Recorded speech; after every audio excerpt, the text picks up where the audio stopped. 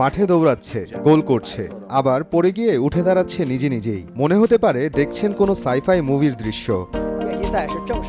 এভাবেই মানুষের বদলে ফুটবল খেলছে কৃত্রিম বুদ্ধিমত্তা সম্পন্ন রোবট। শনিবার থেকে চীনের বেইজিংয়ে শুরু হয়েছে রোবোলিক ওয়ার্ল্ড রোবট সকার লিগ। প্রতিযোগিতায় অংশ নিয়েছে দেশটির 4টি বিশ্ববিদ্যালয়ের রোবট টিম।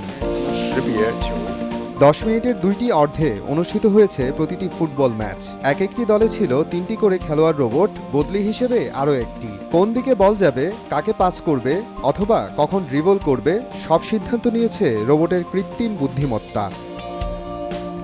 ফাইনালে মুখোমুখি হয় সিনহুয়া ইউনিভার্সিটির THU রোবোটিক্স ও চায়না এগ্রিকালচার ইউনিভার্সিটির মাউন্টেন সি। হাড্ডাহাড্ডি লড়াইয়ে 5-3 গোলে জিতে যায় THU। রোবটগুলোকে প্রশিক্ষণ দেওয়া হয়েছে ডিপ রিইনফোর্সমেন্ট লার্নিং এর মাধ্যমে। মূলত এই প্রক্রিয়ায় যাচাই করা হচ্ছে রোবটের সহনশীলতা ও চটপট সিদ্ধান্ত নেওয়ার ক্ষমতা।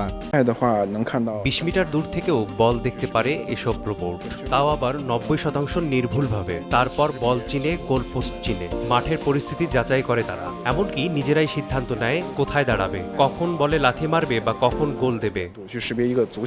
আয়োজকরা জানান এমন ভবিষ্যৎ হয়তো খুব বেশি দূরে নয়, যেদিন মানুষের সঙ্গে একসাথে খেলবে রোবট। মোহাম্মদ আফরানুল ইসলাম, সময় সংবাদ।